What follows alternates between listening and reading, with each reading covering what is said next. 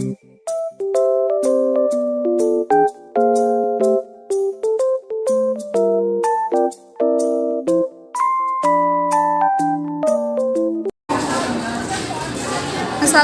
warahmatullahi wabarakatuh. Tabipun, perkenalkan nama saya Rizky Dwi Nurliana, kelas 12 IPS 3, ingin mempresentasikan mengenai pemberdayaan masyarakat dalam industri furniture di Dusun Tulungagung, Kecamatan Gadingrejo, Kabupaten Pringsewu, dengan guru pembimbing Bapak Farhan Hadid, Sarjana Pendidikan.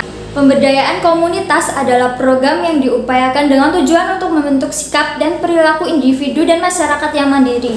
Pemberdayaan komunitas menjadi salah satu program yang terus diupayakan pemerintah dalam meningkatkan kualitas kehidupan masyarakat dalam lingkup negara. Wirausaha adalah seorang yang berusaha untuk membuka usaha secara mandiri. Contohnya pembuatan furniture atau mebel di Dusun Tulungagung, Kecamatan Gadingrejo, Kabupaten Pringsewu, milik Bapak Bambang. Awalnya beliau bekerja di salah satu perusahaan yang produksinya hampir mirip seperti usaha furniture yang beliau jalani sekarang, yaitu pembuatan kitchen set, lemari sekat untuk pajangan, rak buku, dan lain sebagainya. Pada akhirnya Bapak Bambang memutuskan untuk memulai bisnis industri furniture-nya ini pada tahun 2007 di Jakarta, tepatnya di Bekasi di daerah Cibubur. Setelah itu beliau merantau ke Lampung, Pringsewu, tepatnya di Dusun Tulungagung pada akhir tahun 2018 sampai saat ini yang sekiranya sudah berjalan kurang lebih 4 tahun. Ada 7 siklus pemberdayaan. Siklus 1, keinginan untuk berubah. Siklus 2, melepaskan halangan-halangan. Siklus 3, rasa memiliki bertambah. Siklus 4, mengembangkan peran dan batas tanggung jawab. Siklus 5, pencapaian hasil dan target yang lebih besar. Siklus 6, perubahan perilaku dan kesan terhadap dirinya. Siklus 7, merasa tertantang untuk upaya yang lebih besar. Siklus 1, keinginan untuk berubah. Sebagian besar karyawan Bapak Bambang pada awalnya hanya bekerja sebagai buruh bangunan serta petani.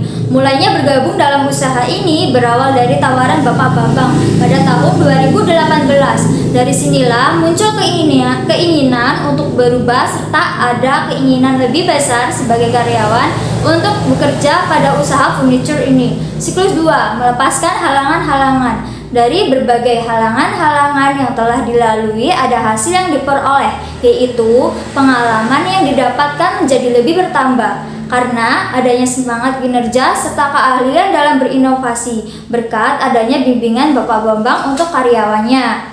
Siklus 3, rasa memiliki bertambah. Setelah kurang lebih hampir 4 tahun bekerja dalam usaha ini, banyak peningkatan dalam kinerja. Hasil yang diperoleh pun semakin optimal sesuai dengan harapan. Dalam hal ini secara tidak langsung mendorong kemauan untuk diri sendiri agar lebih bermanfaat, sehingga keinginan yang didapatkan pun semakin bertambah dan terwujud. Siklus 4, mengembangkan peran dan batas tanggung jawab. Melakukan peningkatan kinerja dengan cara meningkatkan mutu dan kualitas keterampilan agar mendapatkan hasil yang sesuai dengan apa yang diinginkan. Mempertahankan serta mempertanggungjawabkan produksi usaha pendapatan hasil sesuai harapan. Siklus 5, pencapaian hasil dan target yang lebih besar. Sebelum mendapatkan hasil pencapaian target yang lebih besar, ada kalanya membutuhkan sebuah proses, yaitu melakukan pembuatan furniture dengan keahlian serta inovasi yang dimiliki dengan langkah-langkah menentukan konsep, bahan, serta step-step pembuatan furniture.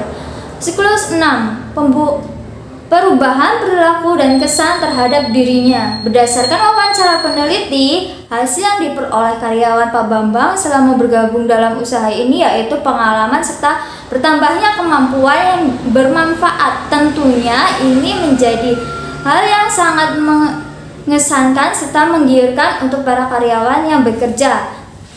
Siklus 7, merasa tertantang untuk upaya yang lebih besar. Meningkatkan kualitas barang, melatih kesabaran, serta mengasah keahlian untuk perlu dalam meningkatkan kinerja, sehingga menghasilkan hasil yang optimal. Pak Sigit selaku karyawan merasa tertantang untuk upaya lebih besar dalam mencoba untuk memulai usaha ke depannya. Berdasarkan penjabaran sebelumnya, diketahui bahwa siklus tersebut terlaksana dengan baik. Namun, untuk lebih detail mengenai strategi pemberdayaan yang akan peneliti kaitkan dengan siklus pemberdayaan secara lebih lanjut, akan peneliti bahas pada bagian pembahasan. Tujuan pemberdayaan komunitas adalah memampukan dan memandirikan masyarakat dari perspektif kemiskinan maupun keterbelakangan, kesenjangan, serta ketidakberadaannya yang berkembang pesat dalam kehidupan. Pemberdayaan juga bertujuan meminimalisir beragam permasalahan serta kesenjangan-kesenjangan. Ada 5 strategi pemberdayaan. 1. Pemungkinan. 2. Penguatan. 3. Perlindungan. 4. Penyokongan. 5. Pemeliharaan. Pemungkinan mengenai partisipasi, memberikan dukungan serta arahan kepada masyarakat lokal. Dalam proses pemberdayaan, Bapak Bambang mengajak masyarakat serta masyarakat sekitar untuk bekerja di usaha furniture milik beliau. Mulainya bergabung dalam usaha ini berawal dari tawaran Bapak Bambang pada tahun 2018. Bapak Bambang memberikan bimbingan secara maksimal dan telaten agar kemampuan karyawannya dapat terasah untuk meminimalisir berbagai masalah dan tantangan-tantangan. Bapak Bambang melakukan evaluasi dengan rutin. Evaluasi bisnis atau usaha sangat berguna untuk mengetahui kemajuan serta kendala yang sedang dihadapi. Penguatan meningkatkan mutu keterampilan karyawan dalam rangka menumbuh kembangkan kemampuan dengan cara tekun dan telaten, melakukan arahan serta bimbingan dengan penuh semangat, serta diawali dengan niat motivasi kerja menjadi acuan untuk menumbuh kembangkan semangat serta potensi karyawannya, menumbuh kembangkan kepercayaan diri terhadap karyawannya itu penting. Dengan demikian, Bapak Bambang juga bertanggung jawab atas posisinya sebagai pemilik usaha. 3. Perlindungan, mengetahui siapa pesaingnya. Dengan begitu, Bapak Bambang bisa membuat strategi pemasaran yang bermanfaat. Kelemahan pesaing, kenali pelanggan lebih mendalam, bangun hubungan yang baik antar usaha dengan para pelanggan sehingga mereka dapat setia dengan produk furnitur walau hanya melakukan beberapa kali pembelian. Membangun kekompakan dengan rekan-rekan dalam bekerja sehingga menghasilkan suasana yang nyaman saat menggarap pekerjaan yang sedang dilakukan. Dalam hal ini sangat membantu perekonomian karyawannya dalam usaha yang digarap Bapak Bambang. 4. Penyokongan, meningkatkan skill karyawan adalah dengan memberikan motivasi untuk terus berkembang mengikuti perkembangan zaman, memberikan pekerjaan dan peningkatan skill ini menyesuaikan dengan minat dan kemampuan yang dimiliki. Memberikan program pelatihan bagi karyawannya bisa menjadi cara untuk mendukung peningkatan kemampuan karyawan. Dengan mengadakan program ini, pemilik usaha dapat membantu dalam meningkatkan skill karyawannya. 5. Pemeliharaan, promosi menjadi salah satu cara membangun usaha yang penting karena konsumen perlu mengenal produk serta jasa yang ditawarkan. Biasanya Bapak Bambang mempromosikan produknya melalui media sosial seperti Facebook, WhatsApp, dan IG. Membuat anggaran atau rencana keuangan merupakan salah satu tips penting yang harus dilakukan untuk mempertahankan sebuah usaha. Karyawan merupakan salah satu aset pekerja yang tidak bisa dilupakan.